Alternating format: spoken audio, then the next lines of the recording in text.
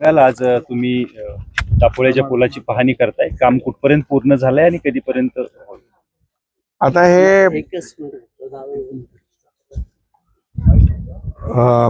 आताच अधिकारी पण आपल्या इथे डिसेंबर पर्यंत हा मोकळा करणार गाड्यांसाठी वाहतुकीसाठी. आणि इथं वेविंग गॅलरी पण आपली डिसेंबर पर्यंत कम्प्लीट होईल. वेविंग गॅलरी जी आहे ती कम्प्लीट होईल डिसेंबर पर्यंत. आणि वाहनही ये जा करतील आणि लोकांची गैरसोय जी आहे सगळी दूर होईल. त्याच्यामध्ये एक फसाड लाइटिंगचाही प्रस्ताव त्यांनी हे केलाय, बाजूला रेलिंगचाही प्रस्ताव दिलाय. तर त्याला देखील तात्काळ जे काही निधी लागेल तो देखील देऊन हे काम देखील आपण लाइटिंगचं, जेणेकरून येणारे पर्यटक इथे थांबतील. विविंग गॅलरी मधून हे सगळं जे काही आपण दृश्य निसर्गाचं पाहतो, नदीचं बॅकवॉटर आहे, इकडे सगळीकडे हिरवेगार जंगल डोंगर सगळं आहे आणि एक निसर्गरम्य असा परिसर, जे येणारे पर्यटक जे आहेत त्यांना देखील त्याचा आनंद घेता येईल. त्यामुळे हे लवकरच हा ब्रिज सुरू होऊन जाईल आणि लोकांना त्याचा फायदा होईल. साहेब, दुर्गम भागातील दुर्गम भाग आहे आणि या भागाला हा महत्वाकांक्षी पूल तुम्ही खरं तर मानताय. ह्या बऱ्यापैकी आता पूर्ण झालाय, त्यामुळं इथलं टुरिझम वाढणार आहे, दळणवळण वाढणार आहे आणि इथल्या नागरिकांच्या ज्या असुविधा होत्या त्याही कुठेतरी कमी होणार आहेत. हा, या ब्रिज हा फार म्हणजे इथे कानाटखोऱ्यातल्या लोकांसाठी तर उपयोगी आहेच, परंतु येणाऱ्या पर्यटकांसाठी देखील खूप फायद्याचा होईल. वाहतुकीसाठी देखील याचा लोकांना फायदा होईल. त्याचबरोबर इथे समोर जे 2 ब्रिजचं काम चालू आहे, एक आपण तो कोकण आणि पश्चिम महाराष्ट्र जोडण्यासाठी तो एक ब्रिज आपण इथं बांधतोय आणि त्याचं देखील काम प्रगतीपथावर आहे. त्यामुळे कोकण आणि पश्चिम महाराष्ट्र हे देखील जोडलं जाईल. जे असं वळसा घालून मोठं अंतर कापावं लागतं ते लोकांना सोयीचं होईल आणि या संपूर्ण परिसरामध्ये येणारा पर्यटक जो आहे, पर्यटकाला एक चांगला पर्याय आणि कनेक्टिव्हिटी या ब्रिजमुळे आणि ते होणारे जे 2 ब्रिज काम चालू आहे त्याचं, त्यामुळे मोठ्या प्रमाणावर पर्यटक येतील आणि इथल्या ग्रामस्थांना, या भागातल्या तरुणांना रोजगारही मिळेल. होमस्टे सारखं, टेंट सारखे सगळं जे काही इथे आपल्याला लोकांना सुविधा देता येतील. समोर मुनवळ्याला आपण वॉटर स्पोर्ट्स देखील तिथं करतोय आणि या संपूर्ण इकडे रोपवे आपण घेतलेला आहे. उतेश्वरला जाण्यासाठी जे काही भाविक पर्यटक येतात त्यांना देखील सगळ्यांनाच या संपूर्ण परिसरामध्ये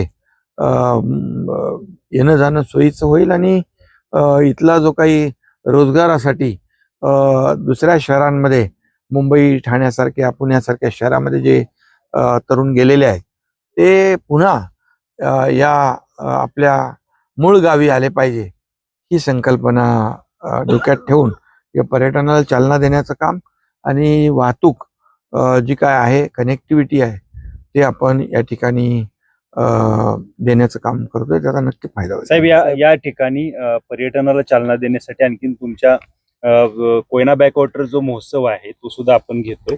अंदाजे कधीपर्यंत हा महोत्सव घेतला कोयना जाईल? बॅकवॉटरची देखील चर्चा त्या दिवशी आपल्या पालकमंत्र्यांच्या सोबत झालेली आहे आणि मुख्यमंत्र्यांशी देखील पालकमंत्री बोललेत आणि मला वाटतं डिसेंबर मध्ये हा बॅकवॉटर, कोयना बॅकवॉटर होईल आणि मोठा त्याला प्रतिसाद, जसा महाबळेश्वर फेस्टिवलला प्रतिसाद लाभला आणि तो मला वाटतं कमी कालावधीचा होता. हा जो आहे फेस्टिवल तर तो जास्त दिवसाचा ठेवला तर खऱ्या अर्थाने खूप मोठ्या प्रमाणावर टुरिस्ट पर्यटक येतील आणि त्याचा फायदा स्थानिक लोकांनाही होईल आणि पर्यटकांना होईल. आज महत्वाचं एक आणि जे आरोग्य केंद्र जे आहे इथलं PHC, तिथेही देखील मी आता जातोय, आपण जाऊया आणि तिथं देखील आपल्याला या भागातल्या सर्व लोकांना जास्तीच्या सुविधा कशा मिळतील, म्हणजे ग्रामीण रुग्णालय मध्ये ज्या काही सुविधा असतात तशा प्रकारच्या सुविधा या भागातल्या लोकांना मिळाल्या पाहिजे. इथून महाबळेश्वर, सातारा, वाई या ठिकाणी जावं लागतं या सर्व कानाटखोऱ्यातून. त्यामुळे तापोळ्यामध्येच त्यांना उपचार कसे मिळतील यासाठी आरोग्य मंत्र्यांना देखील मी सूचना देईन आणि या भागातली आरोग्य सुविधा बळकट कशी करता येईल ती आपण करूया. साहेब, आज संपूर्ण राज्याचं लक्ष लागून राहिलं होतं, पण शिवसेना नेमकी कोणाची तो एक चर्चा चालली होती, निकाल लागणार होता, परंतु तो निकाल आता पुढे गेलाय. पण या सगळ्यावर संजय राऊत यांनी टीका केलेल्या आहेत की हा पक्ष विलीन करावा लागेल, मग तो भाजपमध्ये किंवा प्रहारला. शिवसेना कुणाची याचं उत्तर महाराष्ट्रातल्या जनतेने दिलेलं आहे. आम्ही 40 आमदार होतो, आज 60 आमदार लोकांनी निवडून दिलेत. त्यामुळे जनतेच्या दरबारामध्ये शिवसेना कुणाची याचं उत्तर महाराष्ट्राला मिळालेलं आहे. आता राहिली ती बाजू न्यायालयाची. यापूर्वी देखील विरोधक असंच म्हणत होते की हे सरकार घटनाबाह्य आहे, मुख्यमंत्री घटनाबाह्य आहेत. परंतु आपल्याला माहीत असेल की जेव्हा माजी आपले सर्वोच्च न्यायालयाचे मुख्य न्यायाधीश चंद्रचूड साहेबांनी त्यांच्या जजमेंटमध्ये जजमेंट देताना म्हटलेलं आहे की सरकार संविधानाने आणि घटनेने दिलेल्या नियमाप्रमाणे फॉर्म केलेलं आहे. सरकार घटनाबाह्य नाही आणि हे पूर्वीच्या ह्याच्यामध्ये आलेलं आहे. परंतु हे काय दररोज जे पूर्वी म्हणत होते घटनाबाह्य आहे, मुख्यमंत्री घटनाबाह्य सरकार, ही आता पुन्हा ती रिपीट कॅसेडी आहे ती ते वाजवत आहेत. पण मी आपल्याला सांगतो की लोकशाहीमध्ये बहुमताला महत्त्व असतं. आज जर पाहिलं तर 57 आणि 3 60 आमदार बाळासाहेबांचे विचार घेऊन आम्ही धनुष्यबाण घेऊन ही निवडणूक लढवली आणि 60 आमदार लोकांनी निवडून दिले आणि जे आमच्यावर घटनाबाह्य म्हणणारे त्यांचे 20 आमदार निवडून आलेत. संपूर्ण महाराष्ट्रामध्ये झालेल्या विधानसभेच्या निवडणुकींमध्ये शिवसेना सेकंड लार्जेस्ट पार्टी आहे. झालेल्या महापालिका निवडणुकांमध्ये शिवसेना सेकंड लार्जेस्ट पार्टी आहे. जिल्हा परिषदमध्ये सेकंड लार्जेस्ट पार्टी आहे. झालेल्या नगर परिषदामध्ये सेकंड लार्जेस्ट पार्टी आहे. त्यामुळे लोकांनी शिवसेना कुणाची याचं उत्तर दिलेलं आहे.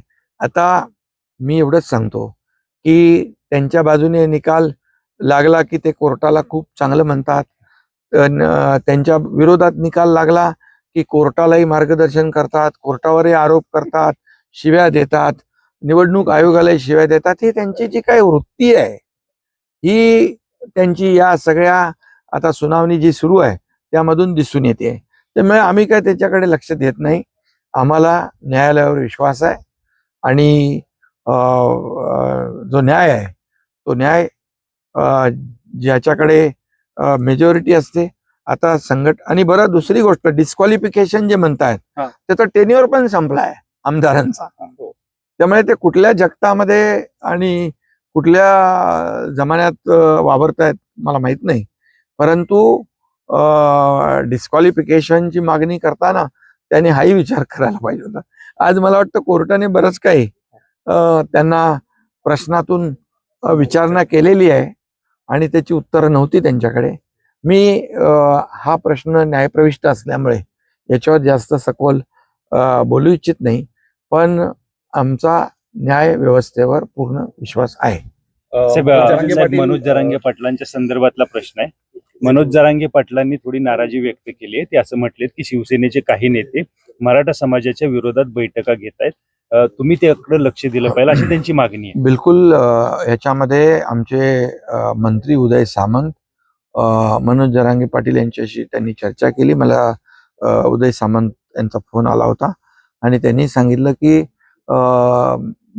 मी जेव्हा मुख्यमंत्री होतो त्यावेळेस मराठा समाजासाठी 10% आरक्षणाचा निर्णय आपण घेतला. कुणबी प्रमाणपत्र मिळत नव्हती ती मिळवू लागली. जो काही निधी सारथीसाठी अण्णासाहेब पाटील आर्थिक विकास महामंडळासाठी किंवा ज्या काही सुविधा ओबीसीचं कुठलंही नुकसान न करता इतर समाजाला कुठेही इतर समाजावर अन्याय न करता मराठा समाजाला जे जे काही देता येईल ते दिलं होतं आणि याची माहिती मनोज जरांगे पाटील यांना आहे आणि नक्कीच त्यांचा गैरसमज दूर होईल.